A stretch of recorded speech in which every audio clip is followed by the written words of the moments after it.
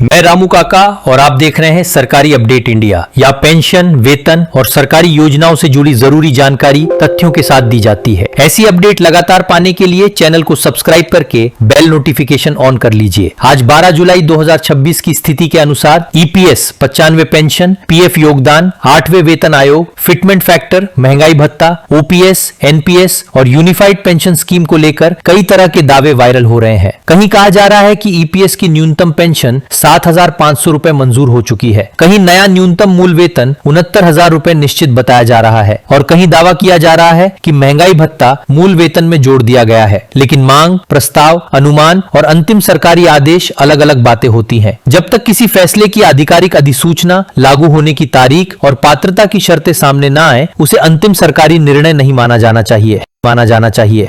सबसे पहले EPS 95 pension की बात करते हैं। कई वीडियो और पोस्ट में ईपीएस 2026 या नई कर्मचारी पेंशन योजना 2026 जैसे नाम इस्तेमाल किए जा रहे हैं। इससे लोगों को लग सकता है कि पुरानी योजना खत्म करके नई पेंशन योजना लागू हो गई है। वास्तविकता यह है कि कर्मचारियों के पेंशन लाभ अभी भी कर्मचारी पेंशन योजना 1995 यानी ईपीएस 95 के नियमों के अंतर्गत संचालित होते हैं। ईपीएस 2026 नाम से किसी नई और अलग योजना का अंतिम आधिकारिक आदेश सामने नहीं आया है। ईपीएस 95 के अंतर्गत पात्र कर्मचारियों को सेवानिवृत्ति के बाद मासिक पेंशन दी जाती है। सदस्य की मृत्यु होने पर पात्र परिवार को फैमिली पेंशन और स्थायी दिव्यांगता की स्थिति में भी नियमों के अनुसार लाभ मिल सकता है। पेंशन की राशि सभी के लिए एक समान नहीं होती। ये सदस्य की पात्र सेवा अवधि, पेंशन योग्य वेतन, योगदान रिकॉर्ड और दूसरे लागू नियमों के आधार पर तय की जाती है।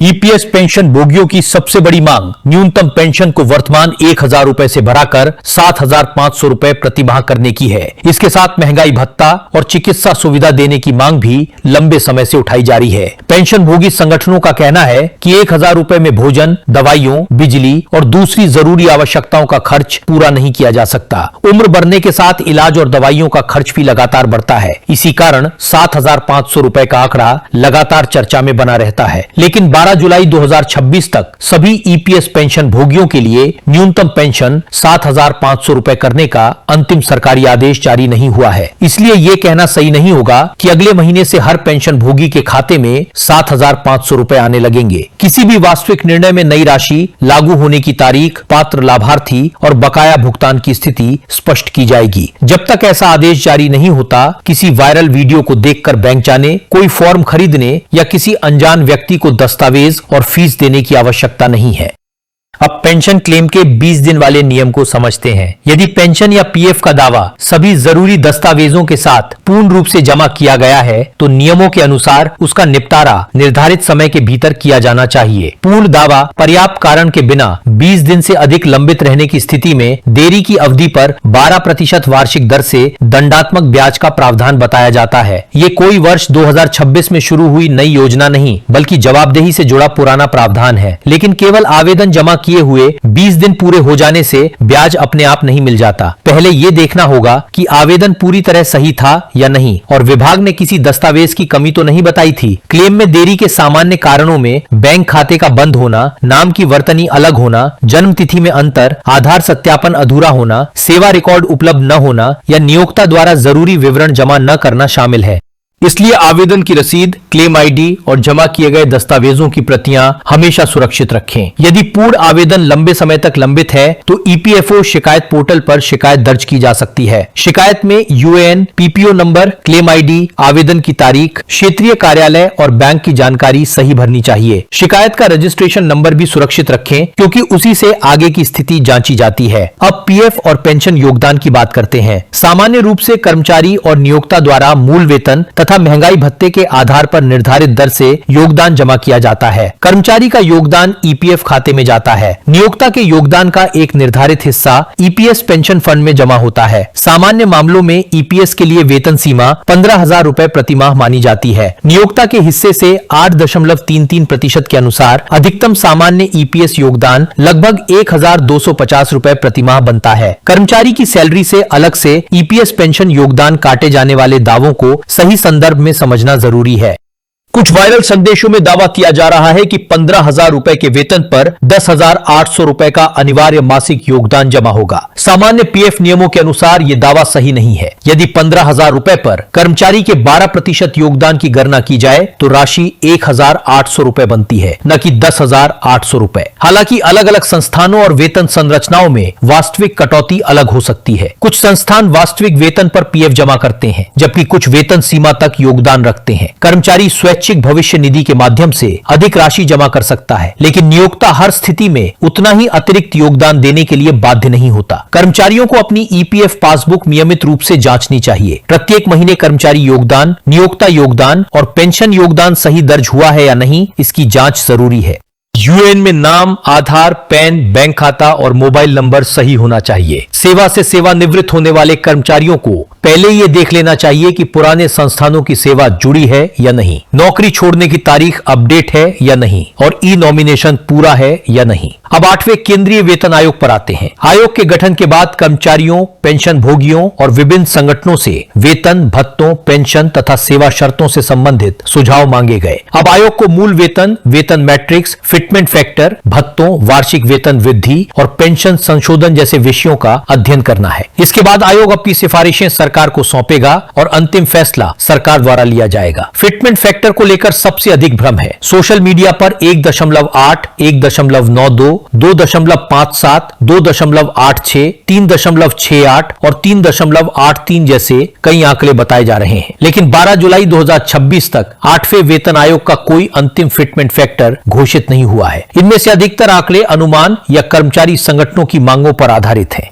कुछ कर्मचारी संगठनों ने 3.83 फिटमेंट फैक्टर की मांग रखी है। यदि वर्तमान न्यूनतम मूल वेतन 18,000 रुपए को 3.83 से गुणा करें तो राशि 68,940 रुपए बनती है, जिसे लगभग 69,000 रुपए बताया जा रहा है। लेकिन ये केवल गणितीय उदाहरण है। इसे सरकार द्वारा जारी अंतिम वेतन तालिका नहीं माना जा सकता। आयोग किसी अलग फिटमेंट फैक्टर, नई वेतन मैट्रिक्स या दूसरी गणना पद्धति की सिफारिश भी कर सकता है। 69,000 रुपए मूल वेतन होने का मतलब ये भी नहीं कि कर्मचारी को इतनी ही राशि हाथ में मिलेगी। इन हैंड सैलरी में एचआरए, परिवहन भत्ता, महंगाई भत्ता, एनपीएस या यूपीएस योगदान, आयकर और दूसरी कटौतियां शामिल होती हैं। इसलिए किसी वेबसाइट के अनुमानित सैलरी कैलकुलेटर के आधार पर लोन, निवेश या बड़ा आर्थिक फैसला न ले। अंतिम स्थिति आधिकारिक वेतन मैट्रिक्स जारी होने के बाद ही स्पष्ट होगी। अब महंगाई भत्ते की बात करते हैं। कर्मचारियों को डीए और पेंशन भोगियों को डीआर बढ़ती महंगाई के प्रभाव को कम करने के लिए दिया जाता है। ये दावा भी वायरल होता रहता है कि डीए 50% होते ही अपने आप मूल वेतन में मिल जाता है। ऐसा कोई सामान्य स्वतः लागू नियम नहीं है। डीए को मूल वेतन में मिलाने के लिए स्पष्ट सरकारी आदेश आवश्यक होगा। कुछ भत्तों की दर डीए एक निश्चित स्तर तक पहुंचने के बाद बदल सकती है, लेकिन इसे मूल वेतन में डीए के विलय के समान नहीं समझना चाहिए। नए वेतन आयोग के लागू होने पर मौजूदा महंगाई के प्रभाव को नई वेतन संरचना में शामिल किया जा सकता है और डीए की गणना नए आधार से शुरू हो सकती है। इसलिए पुराने मूल वेतन, पूरे डीए और फिटमेंट फैक्टर को एक साथ जोड़कर नई सैलरी निकालना सही तरीका नहीं है। अब ओपीएस, एनपीएस और यूपीएस को आसान भाषा में समझते हैं। कर्मचारी संगठनों का एक वर्ग पुरानी पेंशन योजना यानी ओपीएस बहाल करने की मांग कर रहा है। ओपीएस में सेवा और अंतिम वेतन के आधार पर निर्धारित पेंशन मिलती थी। केंद्रीय कर्मचारियों के लिए ओपीएस बहाली की मांग जारी है, लेकिन सभी केंद्रीय कर्मचारियों के लिए इसकी बहाली का अंतिम आदेश जारी नहीं हुआ है। किसी एक राज्य द्वारा ओपीएस से संबंधित फैसला लिए जाने का अर्थ यह नहीं कि वो केंद्र सरकार के कर्मचारियों पर भी लागू हो गया है। एनपीएस योगदान आधारित और बाजार से जुड़ी व्यवस्था है। इस पे कर्मचारी और सरकार का योगदान निवेश किया जाता है। सेवानिवृत्ति पर जमा कोष और लागू नियमों के अनुसार एक हिस्सा निकाला जाता है और शेष राशि से वार्षिकी ली जाती है। एनपीएस में मासिक पेंशन पहले से निश्चित नहीं होती, इसलिए कर्मचारियों ने सुनिश्चित पेंशन की मांग उठाई। इसी के बीच यूनिफाइड पेंशन स्कीम यानी यूपीएस को एनपीएस के अंतर्गत एक विकल्प के रूप में पेश किया गया। यूपीएस और ओपीएस एक समान नहीं है। यूपीएस योगदान आधारित ढांचे के भीतर निर्धारित शर्तों पर सुनिश्चित भुगतान का प्रावधान देती है। 25 वर्ष की पात्र सेवा पूरी करने पर सेवानिवृत्ति से पहले के अंतिम 12 महीनों के औसत मूल वेतन का 50% सुनिश्चित भुगतान निर्धारित किया गया है। 25 वर्ष से कम सेवा होने पर भुगतान नियमों के अनुसार अनुपातिक हो सकता है। कम से कम 10 वर्ष की पात्र सेवा पूरी करने वाले कर्मचारी के लिए शर्तों के अधीन 10,000 रुपए प्रति माह न्यूनतम सुनिश्चित भुगतान का प्रावधान है। सेवानिवृत्त कर्मचारी की मृत्यु होने पर पात्र जीवन साथी को कर्मचारी के भुगतान का अलग हो सकती है। इसलिए कर्मचारियों को अपने विभाग और आधिकारिक रिकॉर्ड से अपनी स्थिति जांचनी चाहिए। आज की जानकारी का निष्कर्ष यह है कि ईपीएस 95 की न्यूनतम पेंशन 7,500 रुपए करने की मांग जारी है, लेकिन अंतिम आदेश जारी नहीं हुआ है। पूर्ण पेंशन दावे को निर्धारित समय में निपटाने और अनुचित देरी पर दंडात्मक ब्याज का प्रावधान मौजूद है, लेकिन प्रत्येक मामले की परिस्थितियां अलग होंगी। 15,000 रुपए की वेतन सीमा का अर्थ 10,800 रुपए का अनिवार्य मासिक योगदान नहीं है। अपनी सही कटौती जानने के लिए वेतन पर्ची और ईपीएफ पासबुक देखें।